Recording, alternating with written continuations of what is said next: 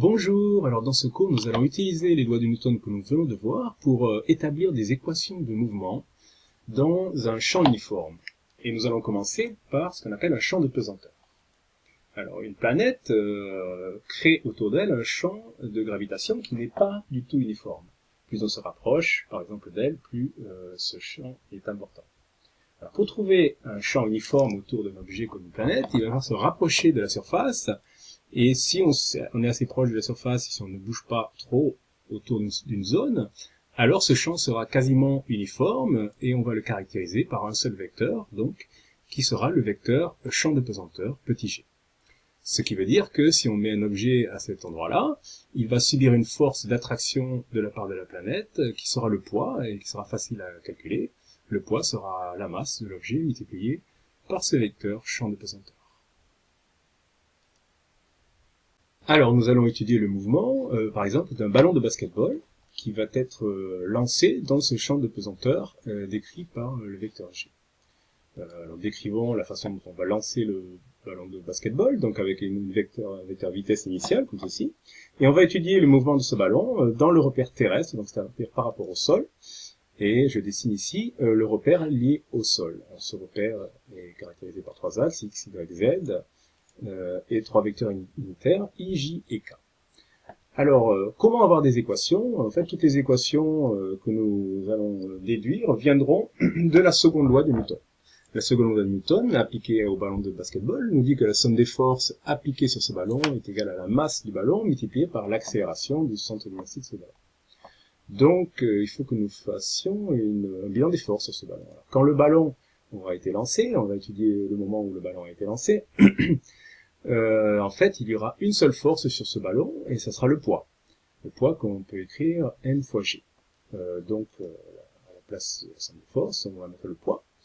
Donc, P est égal à ma, et P, je peux l'écrire m fois g, donc je peux écrire que m fois g est égal à ma.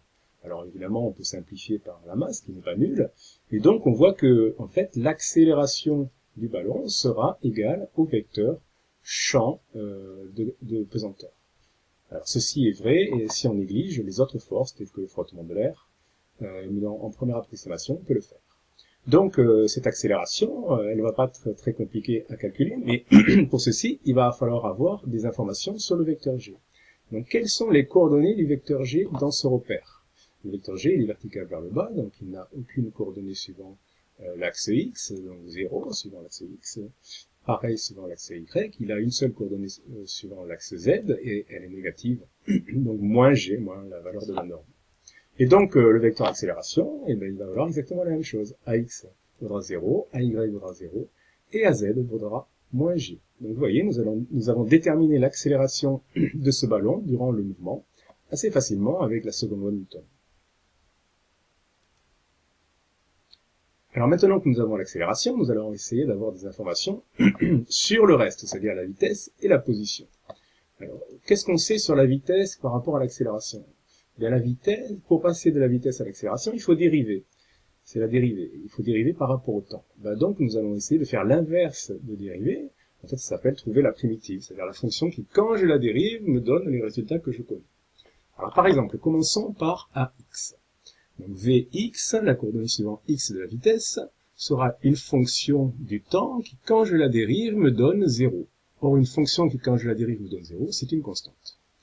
Alors, quelle est cette constante? Une constante, c'est toujours pareil, donc ça veut dire la même chose depuis le début. Alors donc, il est très intéressant de s'intéresser à la valeur de la vitesse au début, V0.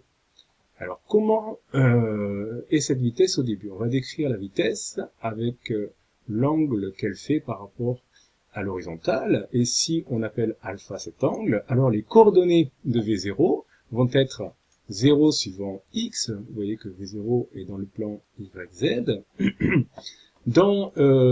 Pour y, ça sera V0 cos alpha. Pourquoi cos alpha? Parce que on va projeter ce vecteur sur l'axe Y, et donc en fait, si vous dessinez un triangle rectangle comme ceci, le côté qui nous intéresse ici, c'est le côté adjacent alpha, et donc ça sera V0 cos alpha. Et suivant z, nous allons avoir V0 sinus alpha, cette projection-là, qui correspond à ceci, ce qui est le côté opposé à alpha, donc V0 sinus alpha. Alors revenons à notre vitesse. Le Vx ici est une constante qui, quand je la dérive, va me donner 0. Mais cette constante, c'est la valeur de la vitesse depuis le début, donc c'est 0. Donc en fait, j'ai Vx qui vaut 0. Pour AY, quelle est la fonction du temps qui, quand je la dérive, me donne 0? Eh bien, c'est une constante aussi. Donc c'est la même que depuis le début. Et au début, Vy valait V0 cos alpha. Donc ce Vy, il vaut V0 cos alpha. Et quand je le dérive par rapport au temps, ça fait 0. Pour Vz, Vz, c'est la fonction qui, quand je la dérive, va me donner moins g. Alors là, ce n'est pas une constante. C'est une fonction qui va être du type moins g fois t. T étant la variable par laquelle je dérive. Donc si je dérive moins g fois t par rapport au temps, il va me rester en effet moins g. Mais il faut penser qu'on peut toujours rajouter une constante qui, quand je la dérivera, va me donner 0. Et cette constante, elle vaut la même chose depuis le début, et or, au début, la vitesse valait V0 sinus alpha. Donc il faut rajouter la constante V0 sinus alpha. Et vous voyez que si vous dérivez cette fonction-là par rapport au temps, cette partie-là dérivée par rapport au temps, ça va faire 0, et cette partie-là dérivée par rapport au temps, ça va faire moins g. Alors voilà, nous avons les informations sur la vitesse. Nous allons faire exactement la même opération pour avoir les informations sur la position. On sait que si on dérive la position, on a les résultats sur la vitesse. Alors donc, x, ça va être une équation en fonction du temps qui, quand je la dérive, va me donner 0. Et donc c'est une constante aussi. Donc en fait, il faut s'intéresser à ce que valait x au début. Donc il faut s'intéresser à la position du ballon au début. On va l'appeler O à 0. Alors imaginons qu'on appelle h la hauteur du ballon au début, comme ceci. Ben, le vecteur O à 0 a comme coordonnée le suivant x 0, parce que vous voyez que le ballon est vertical et sur l'axe y. Hein. Suivant y 0 aussi, et suivant z, h. Voilà la position du ballon au début. Donc, x est égal à une constante qui, quand je la dérive, me donne 0. Cette constante, c'est la même depuis le début. Or, au début, x valait 0, donc x vaut 0. Pour y est égal donc à une fonction qui, quand je la dérive, me donne v0 cos alpha. Donc, ça va être v0 cos alpha fois la variable t, plus une constante. Il faut toujours penser qu'il peut y avoir une constante qui, quand je la dérive, me donne 0. Or, au début, y valait 0, donc cette constante, elle vaut 0. Donc, voilà, c'est y comme ceci. Et z, alors pour z, quelle est la fonction qui, quand je la dérive, me donne moins gt? Eh bien, c'est la fonction qui est moins 1/2 de gt2. Essayez de dériver ceci par rapport à t, et vous allez voir que vous allez tomber sur moins gt. Quelle est la fonction qui, quand je la dérive, me donne v0 sinus alpha? Eh bien, c'est v0 sinus alpha fois t. Et enfin, on peut toujours imaginer qu'il y a une constante en plus qui, quand je la dérive, me fait 0. Or, au début, la position, elle valait h, donc il faut rajouter h. Voilà, nous avons les informations sur la position, la vitesse et l'accélération. Et vous voyez que ça n'a pas été si compliqué à faire. Il a juste fallu trouver ce qu'on appelle des primitives, c'est-à-dire des fonctions qui, quand on la dérive, nous donnent un résultat connu. Donc nous avons ce qu'on appelle les équations horaires, c'est-à-dire les valeurs de Vx, Vy, Vz en fonction du temps, x, y, z en fonction du temps, et ax, y, az en fonction du temps. Ce sont les équations horaires. Et on a réussi à avoir ces équations horaires avec ce qu'on appelle les conditions initiales, c'est-à-dire les conditions du début, qui nous ont informé sur les constantes qu'il fallait rajouter. Alors, terminons ce cours en essayant de déterminer l'équation de la courbe suivie par le ballon, c'est ce qu'on appelle la trajectoire. Donc, essayons de déterminer l'équation de la trajectoire. Cette trajectoire est une courbe qui va être dans le plan x, y, z, vous voyez ici, et donc en fait ça va être la valeur de z du ballon en fonction de la valeur y du ballon. Donc en fait il me faudrait une courbe de z en fonction de y. Or ici j'ai les équations horaires de la position, j'ai x, y et z en fonction du temps. Donc on va essayer d'éliminer le temps dans ces équations pour ne plus avoir que z et y. Alors vous allez voir, ce n'est pas très compliqué.